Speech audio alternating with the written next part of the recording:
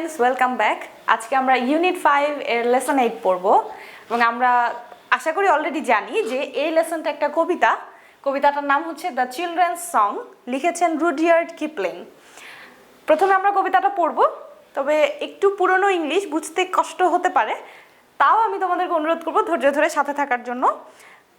একটা প্যারা আমি পড়ব, অর্থ বুঝাবো, তারপরে পরের প্যারা পড়ব, তারপরে অর্থ বুঝাবো।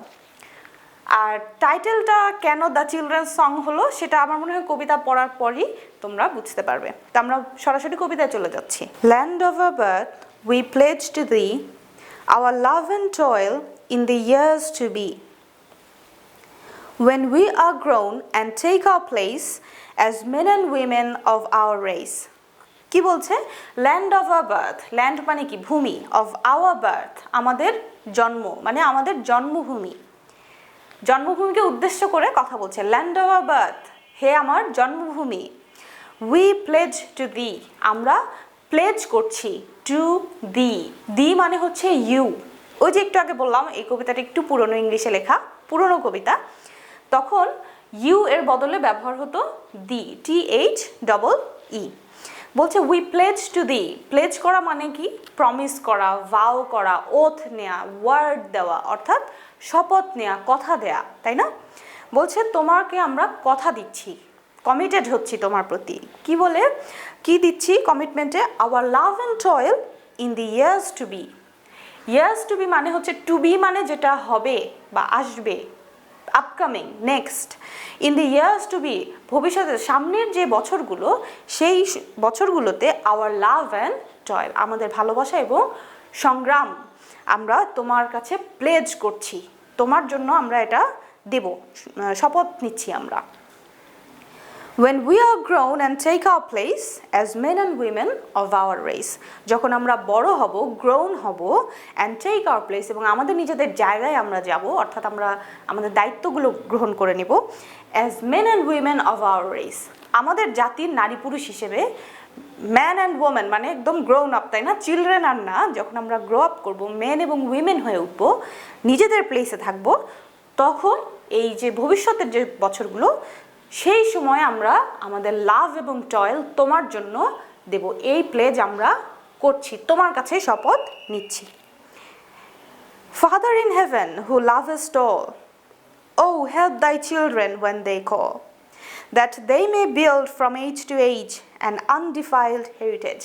একটু খেয়াল করি, আমরা যে প্রথম প্যারাটা পড়েছি সেখানে আমরা সম্বোধন করেছিলাম ল্যান্ড অফ আওয়ার বার্থকে, তাই না? আমাদের জন্মভূমিকে বলেছি, তার উদ্দেশ্যে আমাদের প্রথম কথাটুকু।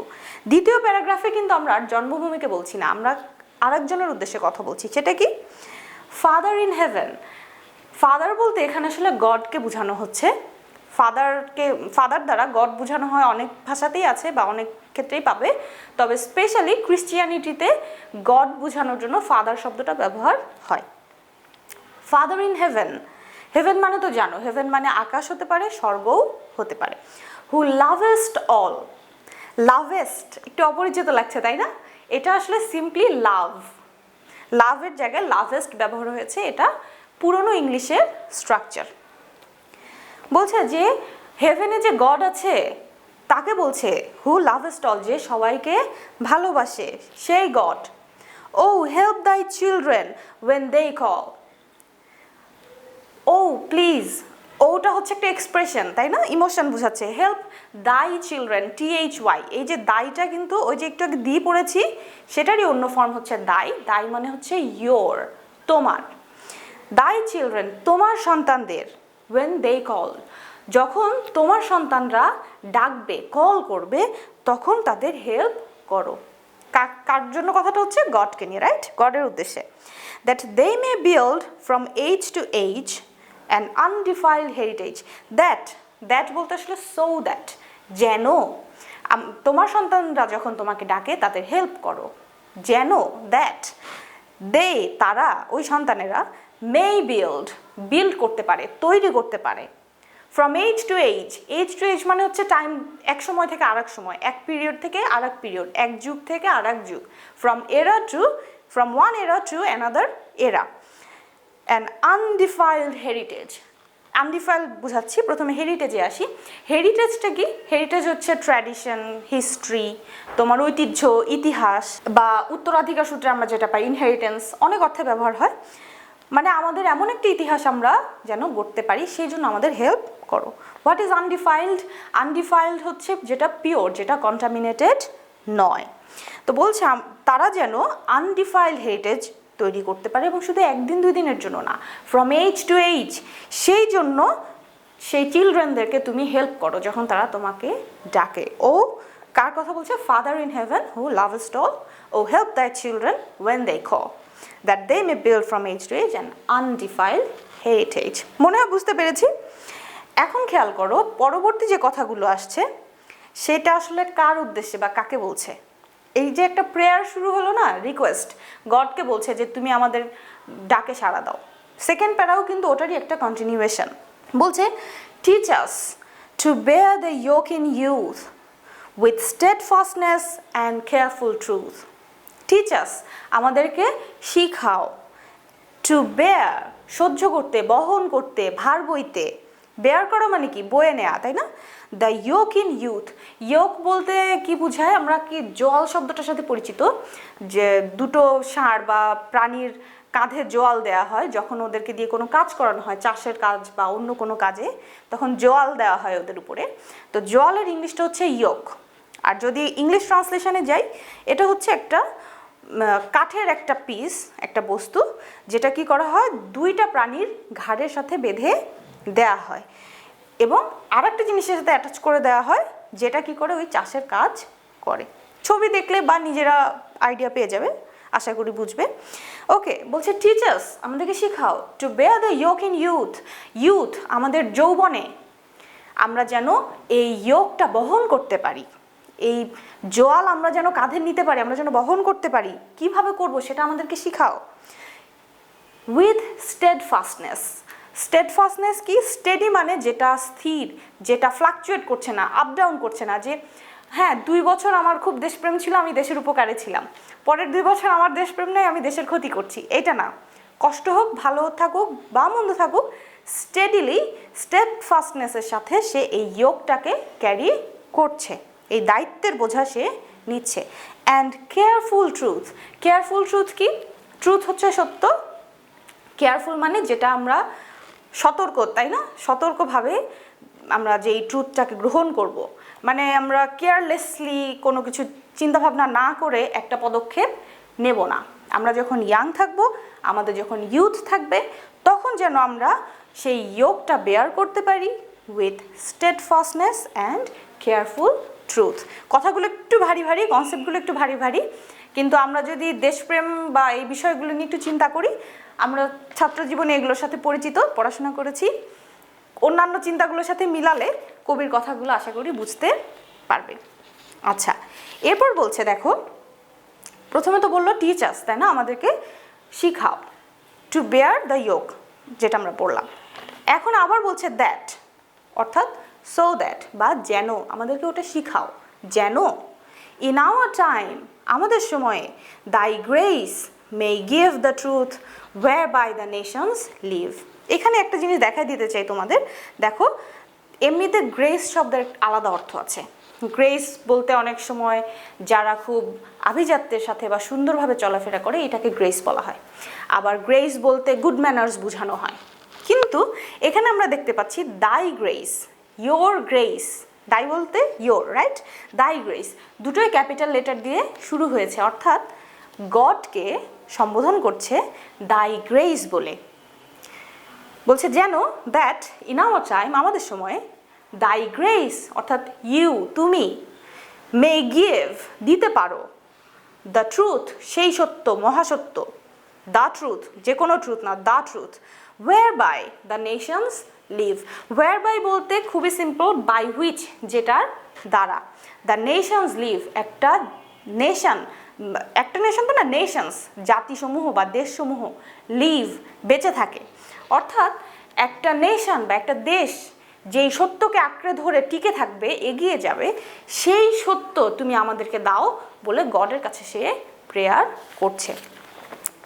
এবং এবং সেটা কিভাবে আসবে, ওই যে একটু আগে বলেছে যে সেই যোগটা যদি আমরা ক্যারি করি। খেয়াল করো, প্রথম প্যারাটা হচ্ছে আমাদেরকে ভার সহ্য করার ক্ষমতা দাও, শিখাও, যেন তুমি আমাদেরকে ওই সত্যটা দিতে পারো। অর্থাৎ যদি এমন হয় যে ইয়াং পিপলরা বা ইউথ, তোমার ইউথের সময় তুমি কোনো কষ্ট সহ্য করতে প্রস্তুত না, তুমি দেশের দায়িত্বের জোয়াল কাঁথে নিতে প্রস্তুত না, তখন কিন্তু গড তোমাকে এই ট্রুথ দিয়ে, দাই গ্রেস তোমাকে এই ট্রুথ দিয়ে হেল্প করতে পারবেন না। তো বলছে যে আমাদেরকে ওই কষ্ট সহ্য করার শিক্ষা দাও, যেন তুমি আমাদেরকে একটা জাতি টিকে থাকার জন্য যে সত্য প্রয়োজন হয়, যেই ফিলোসফি প্রয়োজন হয়, সেই ফিলোসফি আমাদেরকে দিতে পারো, সেজন্য আমাদের প্রস্তুত করো। Teach us to rule ourselves always, controlled and cleanly night and day, that we may bring, if need arise, no maimed and worthless sacrifice. প্রথমে আমরা যে শব্দগুলো অপরিচিত সেগুলো একটু দেখি। রুল করা মানে আমরা অনেকেই জানি শাসন করা, তবে শুধু শাসন না, এখানে আসলে বেটার মিনিং হচ্ছে রেগুলেট করা, যেটা ম্যানেজ করা, গভর্ন করা বা কন্ট্রোল করা। তো বলছে যে টিচার্স, আমাদেরকে শিক্ষা দাও, টু রুল, কন্ট্রোল করতে, ম্যানেজ করতে, রেগুলেট করতে, আওয়ারসেলভস, আমাদের নিজেদেরকে, অলওয়েজ শিখাও আমরা আমাদের নিজেদেরকে যেন সবসময় নিয়ন্ত্রণ করতে পারি, সঠিকভাবে পরিচালনা করতে পারি। কীরকম রুল সেটা দেখো পরের লাইনে বলেছে, controlled and cleanly night and day. অর্থাৎ আমরা আমাদেরকে এমনভাবে যেন রুল করি যাতে আমরা কন্ট্রোলড থাকি, নিয়ন্ত্রিত থাকি, অ্যান্ড ক্লিনলি এবং পরিচ্ছন্ন থাকি, নাইট অ্যান্ড ডে, দিন রাত্রি বা সব সময়। দেখো কন্ট্রোলড অ্যান্ড ক্লিনলি বলতে আসলে কী বোঝাচ্ছে? নিয়ন্ত্রিত হচ্ছে যেমন ধরো তুমি অন্যের সম্পদ চুরি করলে না, অর্থাৎ তুমি নিজেকে কন্ট্রোল করছো, তুমি তোমার যেটা উচিত সেই উচিতের বাইরে তুমি যাচ্ছ না, এটাই কন্ট্রোলড। ক্লিনলি কি, তুমি আর একজন মানুষের মন্দ চাচ্ছ না, এইটা হচ্ছে মানসিক পরিচ্ছন্নতা। তো ওইটাকে বোঝাচ্ছে যে আমরা যেন নিজেদেরকে কন্ট্রোল করতে পারি, নিজেদেরকে রুল করতে পারি। কীরকম রুল? যে আমি মানসিকভাবে কন্ট্রোল থাকবো এবং ক্লিনলি থাকবো, এবং সেটা সব সময়। এই যে প্রেয়ারটা যে আমাদেরকে শিখাও, কেন শিখাবে? এই শিক্ষাটা পেলে সেটার রেজাল্ট কি হবে সেটা কিন্তু পরের 2 লাইনে বলা আছে, that we may bring, if need arise, no maimed and worthless sacrifice. প্রথমে শব্দগুলো বলি, তারপর বাক্যের ব্যাখ্যায় যাচ্ছি। মেইমড হচ্ছে উন্ডেড বা ইনজার্ড, আহত বা পঙ্গু। মেইম শব্দটা কখন ব্যবহার হয়? যখন তুমি এত বেশি আহত বা এত বড় একটা ইনজুরি হয়েছে যে তোমার শরীরের একটা অংশ ড্যামেজ হয়ে গেছে, ওটা কাজ করছে না, এইরকম সিরিয়াস ইনজুরিকে বলা হয় মেইম। আর ওয়ার্থলেস মানে কি আমরা মনে হয় অনেকেই জানি। ওয়ার্থ মানে হচ্ছে যেটার মূল্য, ওয়ার্থলেস মানে যার কোনো মূল্য নাই, ভ্যালুলেস, মূল্যহীন। তো বলছে যে we may bring, that we may bring, যেন আমরা আনতে পারি, we may bring, if need arise, অর্থাৎ যখন প্রয়োজন হবে, একটা সিচুয়েশন যখন ডিমান্ড করবে, no maimed and worthless sacrifice, এমন একটা স্যাক্রিফাইস, এমন একটা আত্মত্যাগ যেটা ওয়ার্থলেস, মূল্যহীন, এবং মেইমড মানে যেটা সুস্থ স্বাভাবিক স্যাক্রিফাইস না, পঙ্গু, অর্থাৎ সেই স্যাক্রিফাইসটা কমপ্লিট না। সেন্টেন্সটা কঠিন লাগার আরেকটা কারণ আছে, দেখো সেন্টেন্সটা কিন্তু আসলে নেগেটিভটা কিভাবে বলেছে?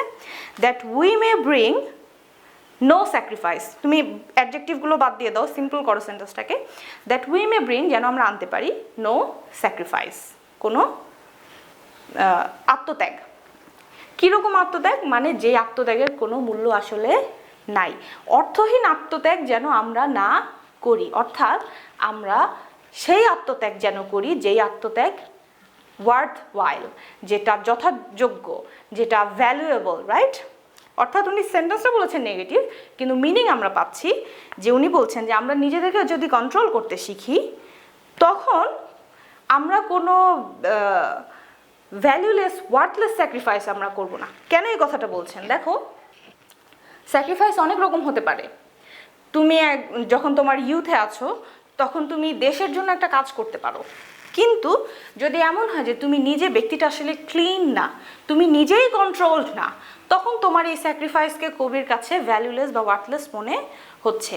যে মন্দ ব্যক্তি যখন আমার সামনে একটা স্যাক্রিফাইস নিয়ে এসছে, সেই স্যাক্রিফাইস আসলে আমাকে কতখানি সামনে এগিয়ে নিয়ে যেতে পারবে, এইরকম একটা প্রশ্ন কিন্তু আসলে চলে এসছে। সেন্টেন্সের স্ট্রাকচার একটু কমপ্লিকেটেড, কিন্তু মিনিংটা কিন্তু সিম্পল।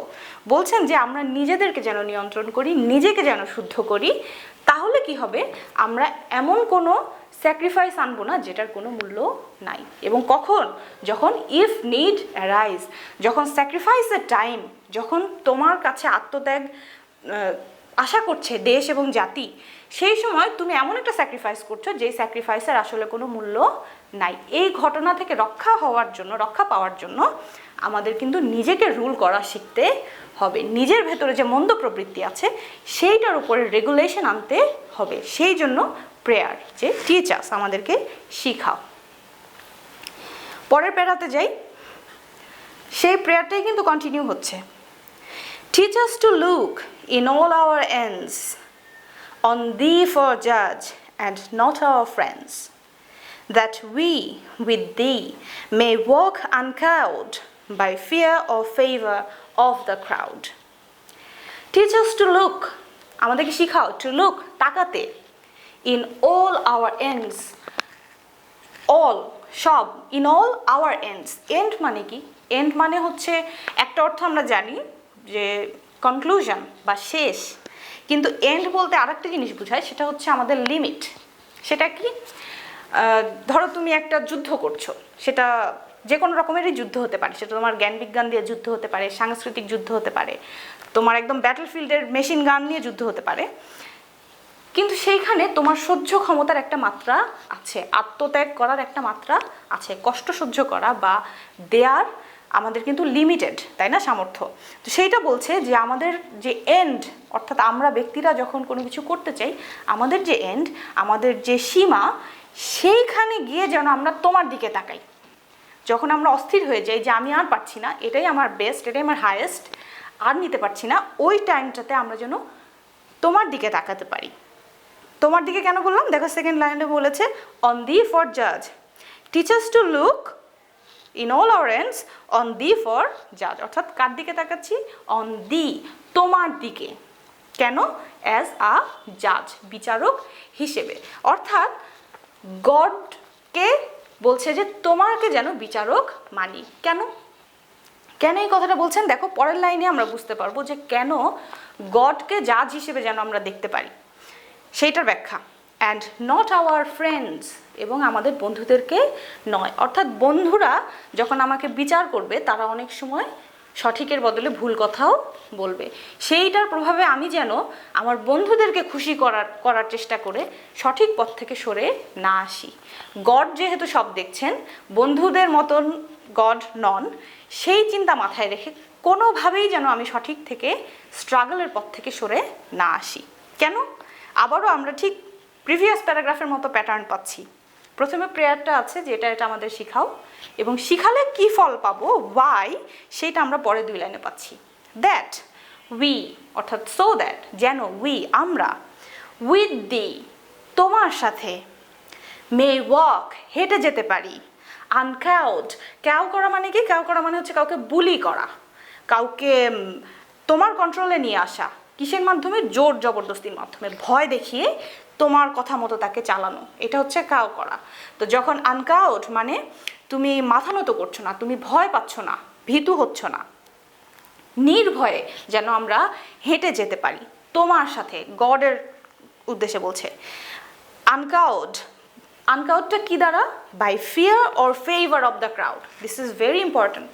বলছে যে ক্রাউড, ক্রাউড কারা? ক্রাউড হচ্ছে যে সোসাইটি আমাদেরকে দেখতে থাকে, সবসময় জাজ করতে থাকে, প্রশংসা করতে থাকে বা সমালোচনা করতে থাকে। এবং একজন মানুষ যখন অনেকজন মানুষের সামনে দাঁড়ায়, তখন সে ভয় পায় যে অনেক মানুষ যদি আমার বিরোধিতা করে, তাহলে তো খুব ভয়ঙ্কর ব্যাপার, থাক আমি তাদেরকে খুশি করার চেষ্টা করি, যদিও আমার মনে হচ্ছে যে এটা সঠিক হচ্ছে না।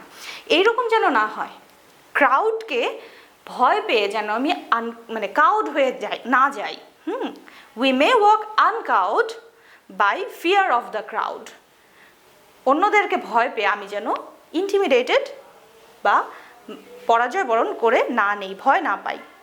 অথবা বলেছে or favour of the crowd. Favour, দেখো আমরা যেমন অনেক মানুষকে ভয় পেয়ে করি, আমাদের সঠিক থেকে সরে আসি, ঠিক তেমনি যখন আমরা দেখি যে ক্রাউডের ফেভার, যেটা ক্রাউড ফেভার বলতে কি বুঝায় আমি আবার আসছি, ক্রাউডকে খুশি করে যেই পথে হাঁটলে ক্রাউড খুশি হবে, বেশি মানুষ খুশি হবে, সেইটাও আমাদেরকে কি করে, কাউন্ট ডাউন করে দেয়। সেটা যেন আমরা না করি, অর্থাৎ অন্যদেরকে আমরা ভয়ও পাবো না, অন্যদেরকে খুশি করার চেষ্টাও করব না।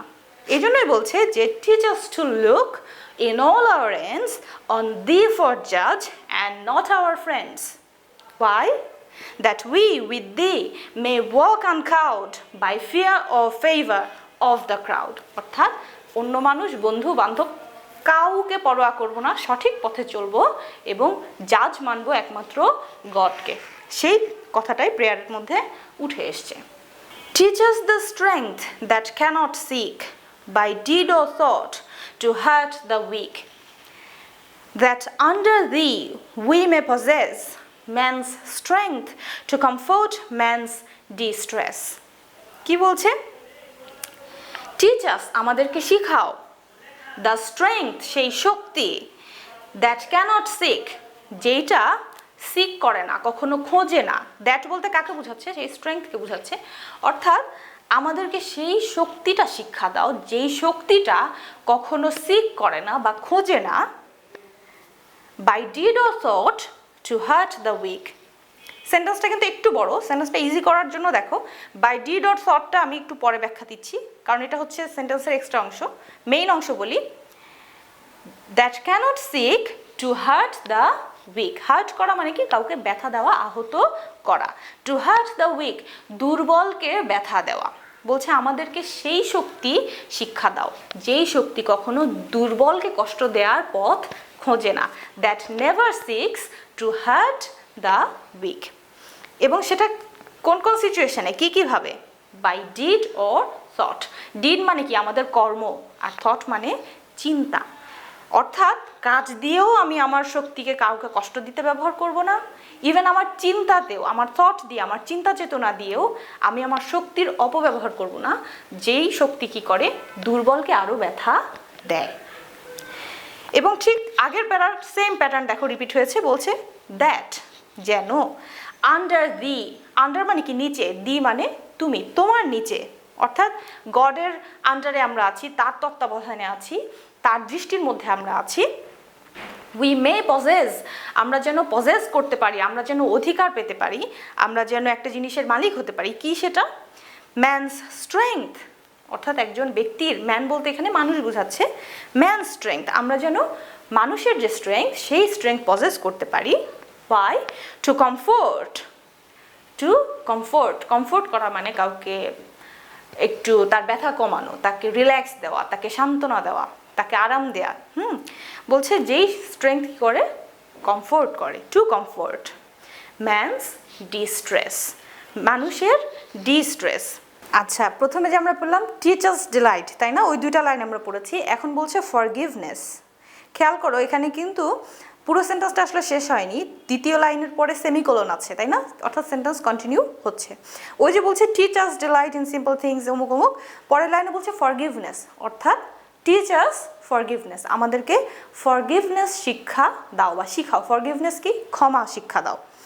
ফ্রি অফ ইভিল ডান, অর্থাৎ এমন ক্ষমা শিক্ষা দাও যেটা ফ্রি, যেটা মুক্ত। কিসের থেকে মুক্ত? অফ ইভিল ডান, যে ইভিলটা ডান, যে ইভিলটা করা হয়েছে। ইভিল মানে কি? ইভিল অর্থ হচ্ছে মন্দ বা খারাপ, শুধু মন্দ না, মানে যেটা একদম বেশি মন্দ, বেশি খারাপ, সেটাকে আমরা ইভিল বলি। ঠিক আছে? অর্থাৎ যে অন্যায়গুলো করা হয়েছে, যেই মন্দগুলো করা হয়েছে, যেই ক্ষতি করা হয়েছে, সেইটা থেকে সম্পূর্ণ মুক্ত একটা ফরগিভনেস দাও। এই কথার অর্থ কি? এক্স্যাক্ট এক্সপ্লেনেশন আসলে কবিই বলতে পারবেন। আমার কাছে যেটা মনে হয়েছে আমি সেটা তোমাদেরকে বলছি।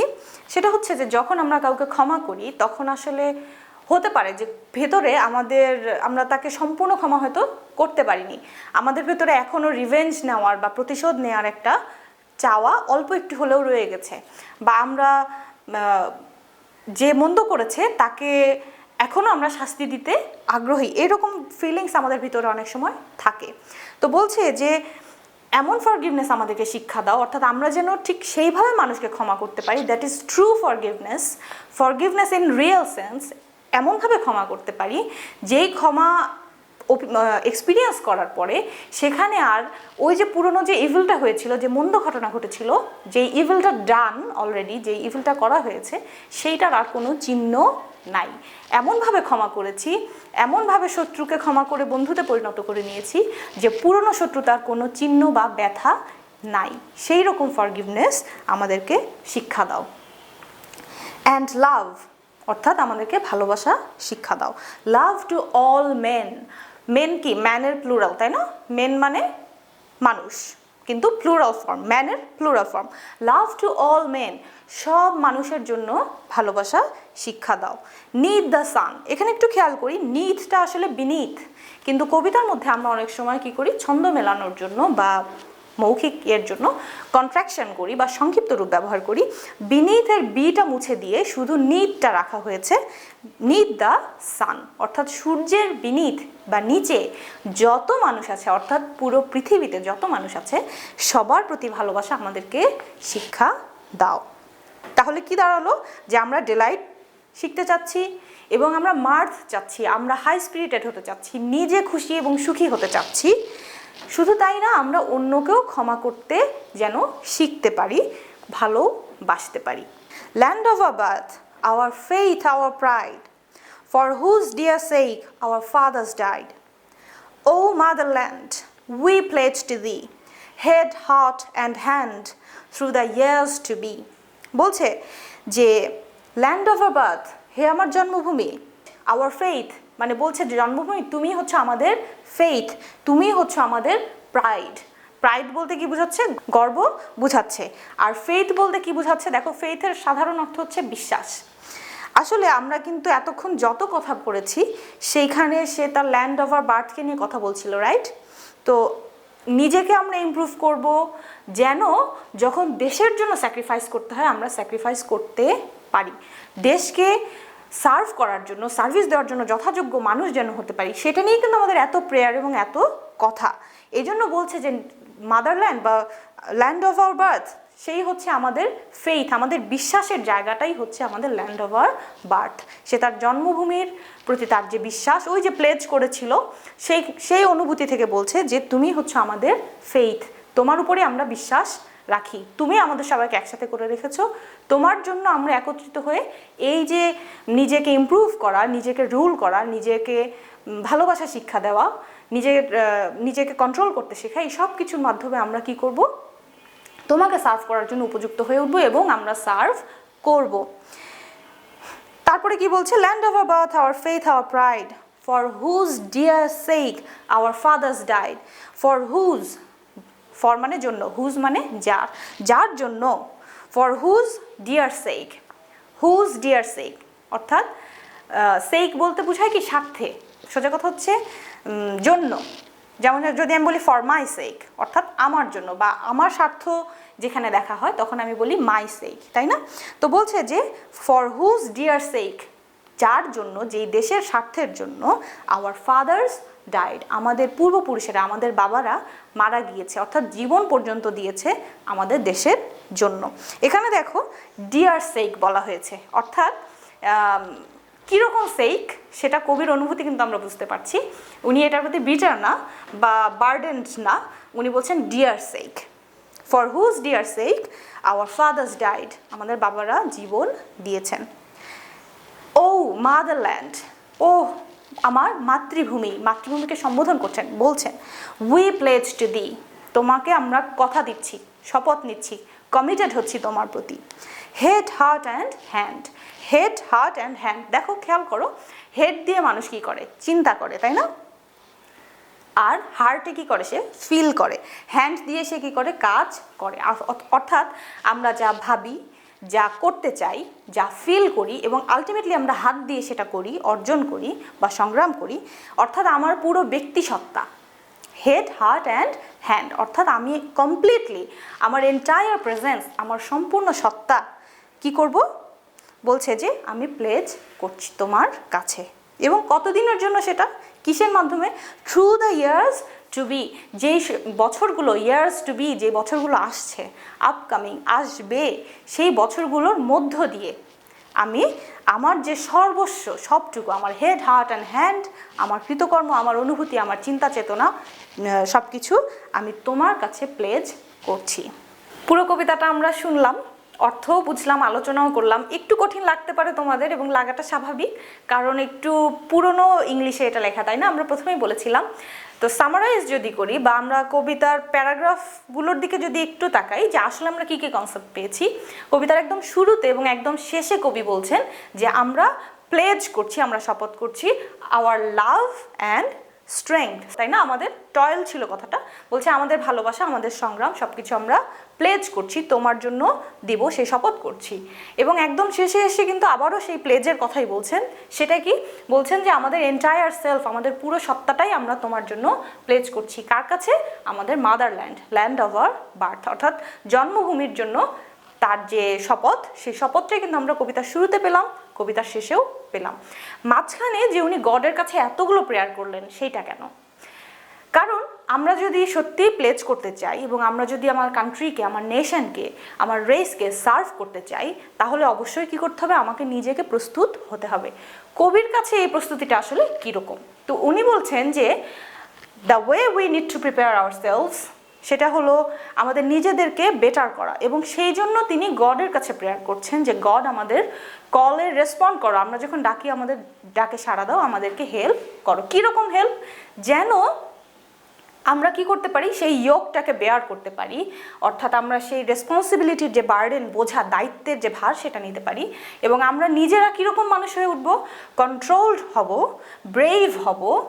ব্রেভ কেন? ওই যে মানুষকে সে ভয় পায় না, গডকে সে জাজ মানে। আবার আমরা কম্প্যাশনেট হব, অর্থাৎ আমরা অন্য ব্যক্তিকে ব্যথা দিব না। আমি স্ট্রং, কিন্তু আমি উইককে হার্ট করব না।